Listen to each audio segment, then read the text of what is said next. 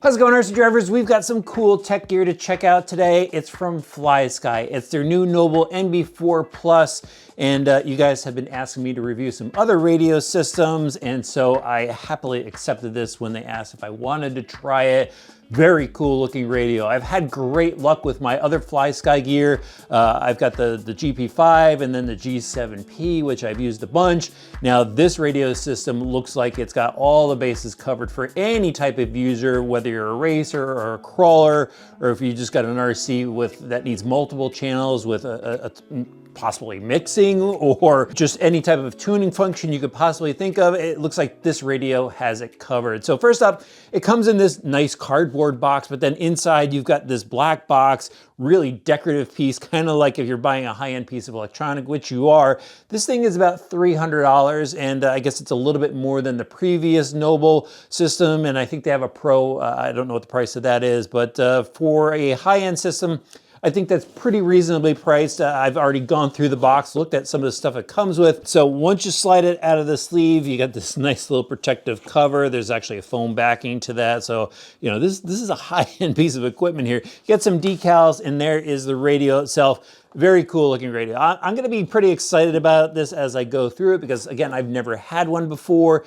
It seems like the standard Noble NB4 had a similar frame to it. Let's get the stuff out of here. So first up, there is the main controller itself. They've got this box of goodies, and then there is a battery base in it, which I think is absolutely awesome. So this is machined aluminum. They've got a USB port on the bottom, and then they've upgraded to a USB-C, and that is for when you use either trainer mode, or I guess they got a head tracking setup that you could use with this.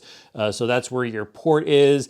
And I think you could actually use this to charge your cell phone if you wanted to, using the USB port. Don't quote me on that, but I did hook up a GoPro to it actually to see if it worked, and it did. So you just go and take the base, you snap it into the radio, or it actually slides into the radio. Just a quick little clip there, and look at this. This is absolutely awesome. So this radio is great for left and right-handed users. There's not a ton of radios out there that do that. So if you're one of those guys that, you know, hold your hand over the top of the radio, you might want to check this out. So anyway, the steering wheel just slides from side to side, and a lot of this stuff is made out of aluminum. So the top around the LCD screen, that is aluminum. The bracket here for the steering wheel is aluminum, and then they have a new aluminum wheel on this.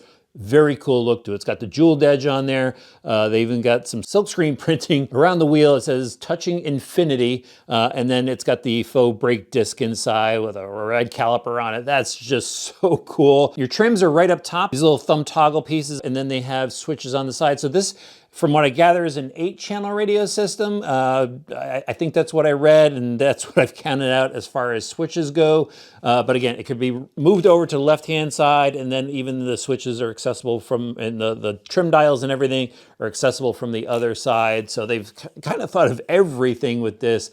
It's got a really good feel to it. I like that it's got a separate padded grip here. This center section is a plastic. They've got a lanyard hook on the back. And then if you go pop off this handle piece, the battery is underneath. So this is the main charging pack, and then there's another like an 1850 inside, and it's got like 3,450 milliamp cell capacity. So this is supposed to give you some long run time. So if you're running some long mains, you're going out for a long crawl or whatever, this should now last longer than the previous version did. All right, let's just go and check out what else is included in the box, and then I'm going to take a look at the menu up close, run through that for you guys. Inside this little box here is a 4-channel receiver, and it's got a voltage probe inside. They also give you extra trigger position pieces. So if you got some chubby fingers, you could go and use the larger trigger piece, small, whatever you got, you know, you can just tune it to your particular hand. A couple different springs for changing the spring tension on the trigger and on the wheel. And there's an extra grip, so that might change up the width of the grip a little bit, and screen protectors, and then finally a quick start guide that'll get you up and running with this. Why don't I grab the camera and let's take a close look. It's just a really good looking radio, and they were nice enough to go ahead and etch the RC Driver Online logo on it. That's pretty cool. I don't know if you can get custom logos. That's one thing I'll try to ask for you guys, maybe put it in the video description. But anyway, you got to hold the button in the back here. It'll turn on. It's got some LED lights. I believe there's even an LED light down the bottom of the battery, so there's that. But anyway, the screen is up, and one of the new features of this is they have a better screen on it. The previous screen, I guess, had a lot of white in the face, really blew out when you're out in the sunlight. This is much more vibrant. It's much more easy to read. Apparently, when you're out in the sun, it'll just be a lot better. So the startup screen, very cool, gives you some basic information that you're gonna need. Shows you your channel, just the functionality of it, and it shows you what the sensors are reading. So right now, since I just have the radio on, it's only showing the transmitter voltage. I just pulled this straight out of the box. So you hit the little gear mechanism, your button, and you get into your menu functions. Check this out. Look at that screen. So you can actually adjust the wallpaper on it as well. On the previous screen, you saw it had like a model car. This one's a city. They also have a model that you can change it to, and I think there's a blank screen as well, but we'll just run through everything. So first up, you got your reversing. That will allow you to go and change your steering, throttle, and your different auxiliary. Just switch back and forth between reverse and normal. Next to it is the EPA for everything. And some of these screens you got to watch out. You could scroll down on some of them. This isn't one of them, actually. Your left endpoint adjust, your right endpoint adjust. You just got to tap out which one you want, brake, forward, and then you can go use the plus and minus button to go and adjust those. And then you got to really hold down on that button. It needs to get that signal from your finger to go through the screens. There is your trims, and this is kind of all basic stuff here that we've seen before. Steering dual rate. You could also set the expo on this. That's really cool. Let me just see if I could alter this a little bit. So yeah, you could change the rate. Let's move around the expo as well. Negative expo. Everybody does a negative expo. Let's just see. Can I hold it down? There we go. So that will alter your expo, steering, and throttle. Actually, steering and throttle is different, these two different icons. Then you got a timer. So if you're into racing, you could go use this up timer, down timer, even a lap timer, reset, all the good stuff that you need in order to track your laps, see what you're doing, and then assign. So you could actually go and move around the different function buttons depending on what you want to use them for. So this is what it looks like when it's set up from the factory.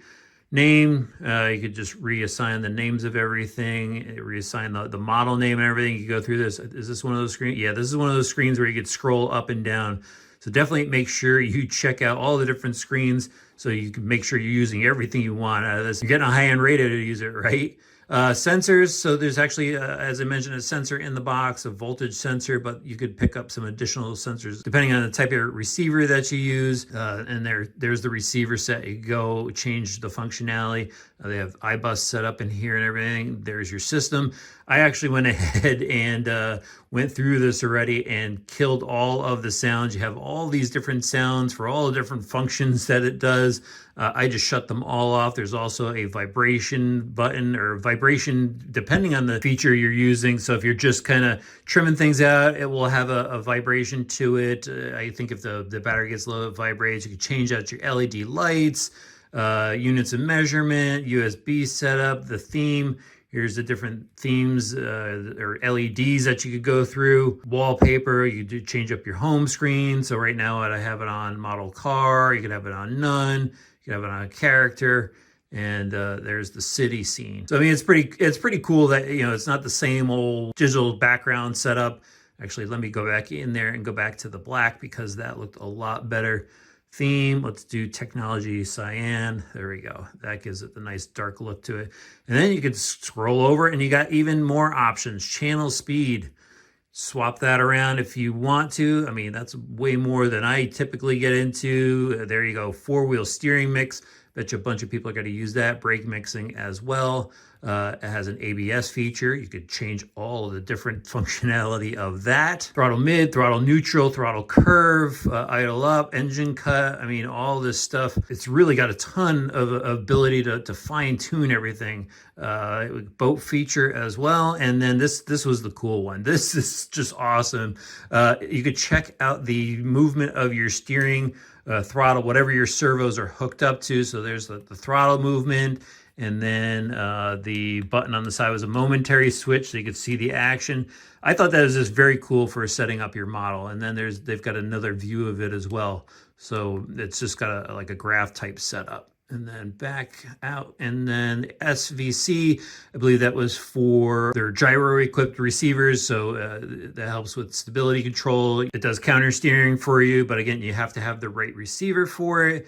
And then it's got these last few icons here, which is trainer, the iBus, and help, and that will get you through to your manual if you want to go download that, their website, and all of their social media stuff. So the big deal about this is it's improved latency. You know, you're going to get the reaction time that you want out of a high-end radio system, that precise feel. That's why a lot of pro drivers have switched over to this radio system. But again, you know, all types of RC enthusiasts could use it. You don't have to be a pro driver. You know, if you want to have a high-end crawler with a ton of functionality, this is definitely a radio option to check out. So there's my brief overview of the new NB4 Plus. There was a lot of cool features that I had to show you on this radio system since it was the first time it was seen here on the channel, and I really do like the feel of it. I plan on using it in some upcoming videos, so I'll tell you about how it feels then and the response of the radio. So definitely hit that subscribe button and the notifications bell. I'll have a link for it in the video description. We'll see you back soon for some more RC Driver videos.